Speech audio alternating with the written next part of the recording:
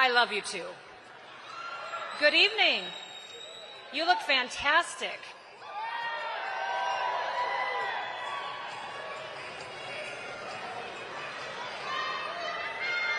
Oh my goodness. Thank you for being here tonight. 3 years ago, during some of our country's darkest days in recent history, South Dakota inspired the nation by daring to boldly celebrate our God-given freedom. While leaders across the world used fear to manipulate, to lie, and to control people, we chose a different path.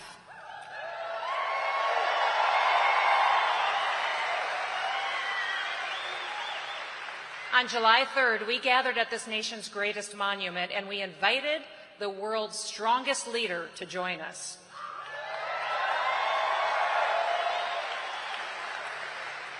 And President Donald J. Trump showed up.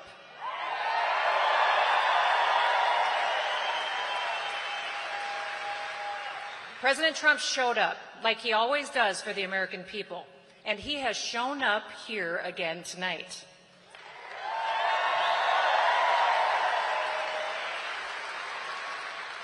Now, I've gotten lots of questions from people across the country about tonight's events. They want to know why. Why did you invite President Trump to come support the South Dakota Republican Party? They wanted to know, why would he waste his time in the middle of a presidential race to go to a small, insignificant state like South Dakota? Somebody really asked me that. That conversation went south pretty quickly. Another question they asked is President Trump going to pick you as the most popular and favorite governor? I said yes.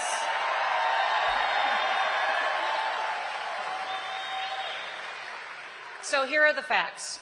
Chairman John Wick had this fantastic idea to bring Republicans in our state together, to rally us around our values and our principles. And I loved the idea. I told him that I would do everything I could to help him. We started discussing inviting all the candidates running to be President of the United States. Tim Scott was asked, and he declined.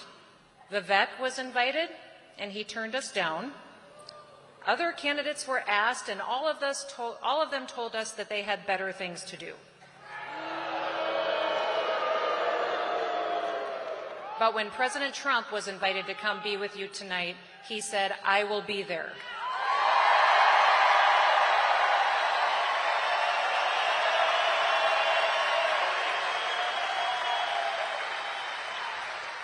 You see, that's why people love President Trump. He doesn't listen to consultants. He doesn't listen to the media or the political elite to tell him what is important and what his priorities should be. To him, every American is worth fighting for.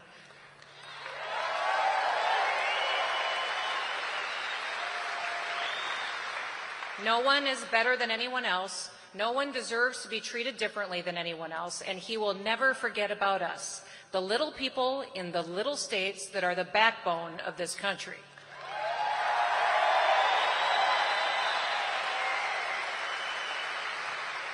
He shows up for every American, and he fights for us every single day. Now, some people can't figure out his popularity. Why are people so loyal to him? I'm convinced it's because we have never seen anything or anyone like him ever before.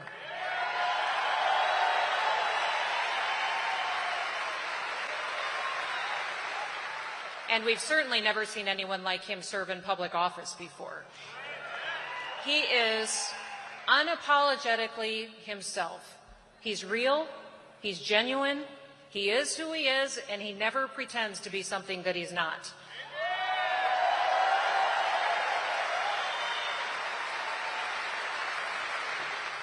And those who hate America know that he will fight every single day to stop them from destroying this country.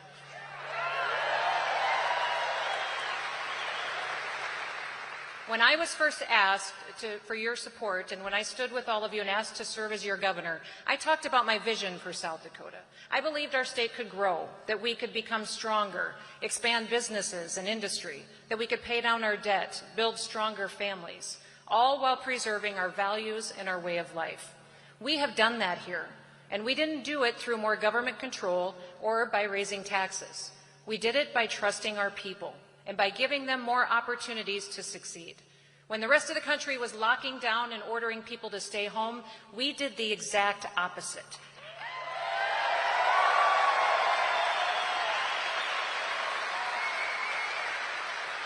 We invited people to come to South Dakota.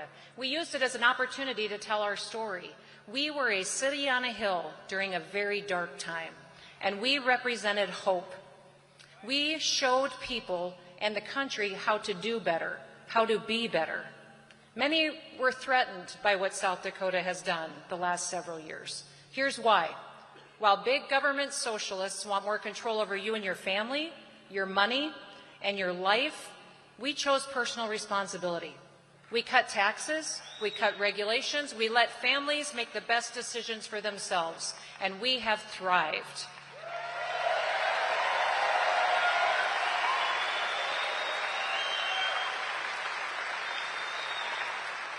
We have gone from flyover country to one of the fastest growing states in the nation. South Dakota's real GDP just grew a whopping 10.1%.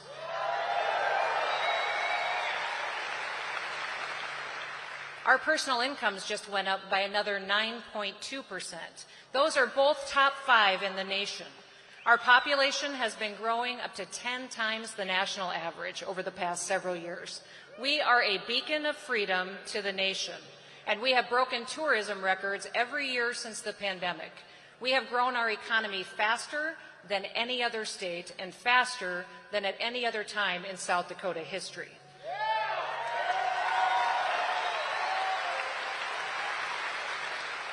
Now let me give you all a quick refresher on South Dakota's history. In January 2020, I stood in front of our legislature, and in my State of the State address, I declared South Dakota open for business. Just 2 months later, our first COVID cases came to South Dakota. I knew one thing: the only way that we were going to get through it was together. We made decisions based on the science, the facts, and the data, and the science did not support mandates or lockdowns.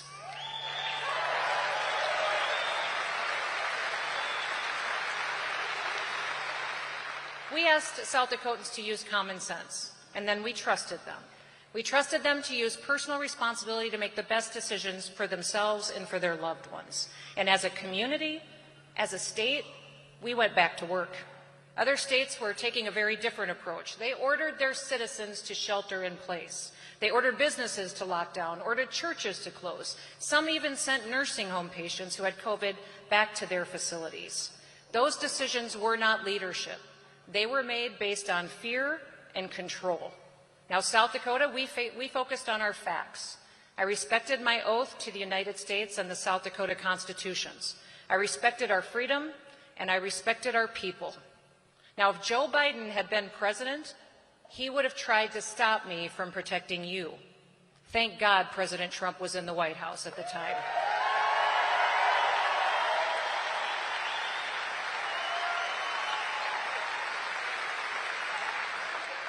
He let me do my job, and the results have been absolutely incredible. Earlier this year, South Dakota became the first state in American history to reach a 1.8% unemployment rate. No state has ever had an unemployment rate that low. Our people understand the value of work and having a purpose, and they understand that we were created to serve each other. Incomes have been going up faster here than anywhere else. Women-owned businesses do better here than in virtually any other state. Folks are moving here in record numbers. Our birth rates are the highest in the country. Our new housing developments have led the nation. We have had historic tourism numbers, set new records in hunting and fishing licenses sold, and cut taxes, all while building historic revenues because of our economic growth. While other states were struggling with out-of-control crime and violence and hopelessness, South Dakota enforced our laws. We respected our law enforcement officers.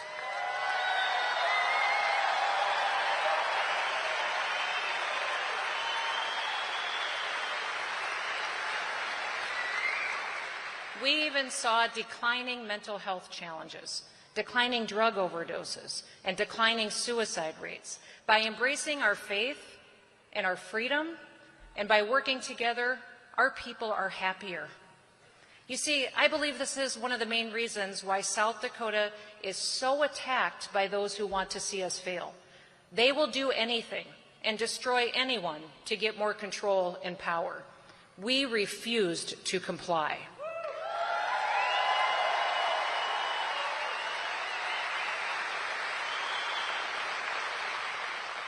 All we did in South Dakota is what Republicans have always said that they believed, but we did it, and it worked. Now that terrifies the liberals, because we have proof that our policies lift people up, that they help people, that they improve their opportunities for success. We don't have to speculate or guess or be philosophical about the benefits of our principles. We have proof that they work. 3 years ago on July 3rd at Mount Rushmore, I stood there to honor our nation. I quoted one of our 4 great leaders that are carved in stone on that mountain. I quoted my favorite president, Teddy Roosevelt. It is not the critic that counts, not the man who points out how the strong man stumbles, or where the doer of deeds could have done them better. The credit belongs to the man in the arena, whose face is marred by dust and sweat and blood, who strives valiantly, who errs, and then comes up short again and again, because there is no effort without error and shortcoming. But who does actually strive to do the deeds, who knows the great enthusiasms, the great devotions, who spends himself in a worthy cause, who at the best, in the end, knows the triumph of high achievement, and who at the worst, if he fails, at least fails while daring greatly, so that his place shall never be with those cold and timid souls who neither knew victory nor defeat. That night I used those words to introduce our special guest who is with us this evening. I introduced him as someone who knows precisely what it means to brave the dangers in the arena, someone who strives valiantly, who knows great enthusiasms, who spends himself in a worthy cause, who has firmly and repeatedly stated his commitment to place Americans, American liberty, American safety, and the American Constitution before anything else.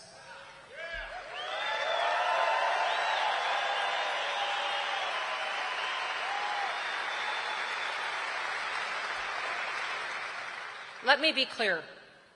There are many who choose not to be in the arena, many who take the easy path, who criticize, who don't show up for our party, our country, or our constitutional rights. They don't show up for you when it really matters. They didn't even show up here tonight to welcome a former president of the United States to South Dakota. A president who cared enough to come and support our state Republican Party and our great chairman, John Wick. Yes, maybe it is controversial to be here tonight. Maybe it wasn't convenient, but it is not the critic who counts. Thank all of you for being respectful, for being here for a man who shows up every day for each of us.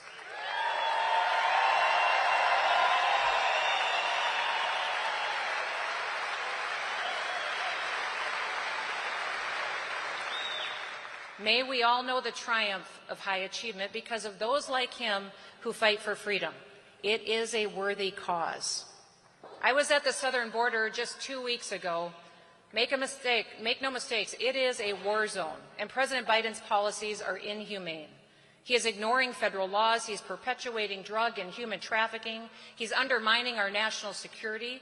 The only person in this presidential race who will fix that situation is President Trump.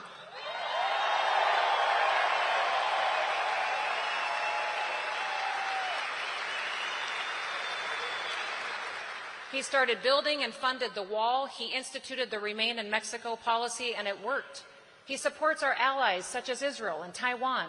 He understands that a strong America brings a safer world. I trust President Trump to use our military only when it's in America's best interests. I have been Commander-in-Chief of the South Dakota's National Guard. I have had South Dakota Guardsmen and women deployed every single day since I have been governor. Before that, I served on the House Armed Services Committee. I know how important American strength is on the world stage. I have seen it firsthand. I have seen President Trump take decisive action time and time again. He exhibits peace through strength. He destroys our enemies, and swiftly, without hesitation.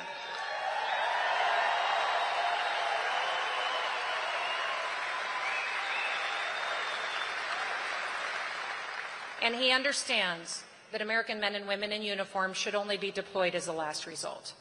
The only person in the race that I trust to do what needs to be done on these issues is President Trump.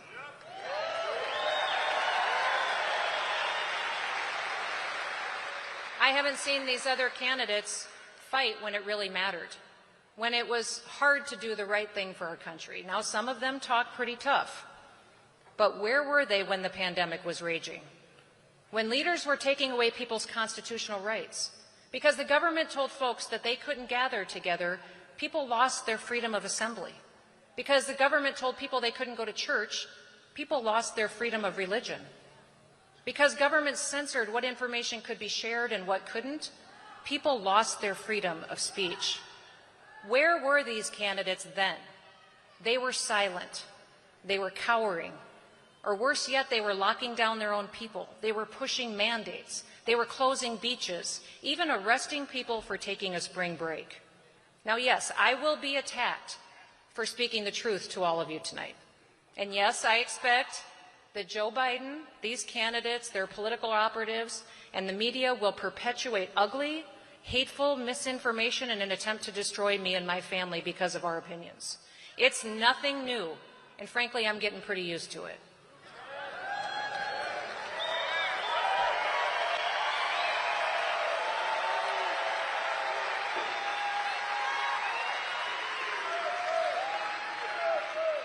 But all of us here tonight, we need to heed this warning in this well-known quote. The only thing necessary for the triumph of evil is for good men to do nothing. So listen, do something. Get in the arena. History cannot and it should not be rewritten. We must remember what has happened in the past, learn from it, and not allow those who abuse their power to ever perpetuate their harm again. To President Trump, tonight, Mr. President, my message is clear. It is an honor to have you with us here in South Dakota.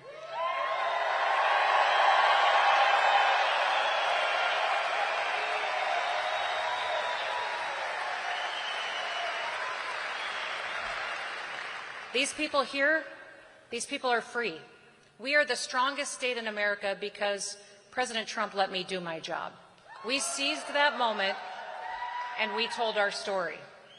As you travel this great country, point to South Dakota as the example of what is possible. We just did here what Republicans have always said they believed, but we did it and it worked. We don't have to talk hypotheticals anymore. We kept our businesses open. We kept government out of people's lives. We cut taxes. Our government lives within its means. We have a surplus, not a debt. We fund our pensions. We take care of our veterans. We conserve our natural beauty without government mandates. We fight for true and honest education because we know how important it is to hand America off to our kids.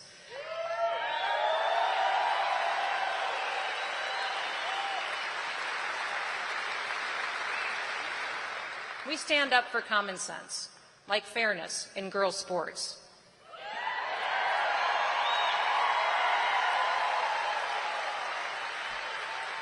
We do our part to secure the border.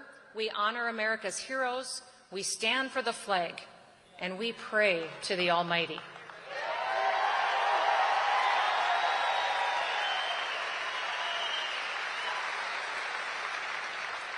And we sing the national anthem proudly.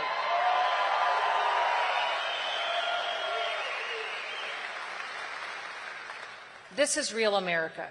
South Dakota is the example that you should share with the rest of the country. You made America great again once. Let's do it again.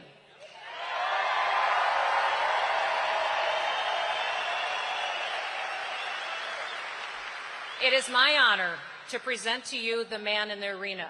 He is a man of significance. He is the leader, the fighter that our country needs. He has my full and complete endorsement for President of the United States of America. I will do everything I can to help him win and save this country.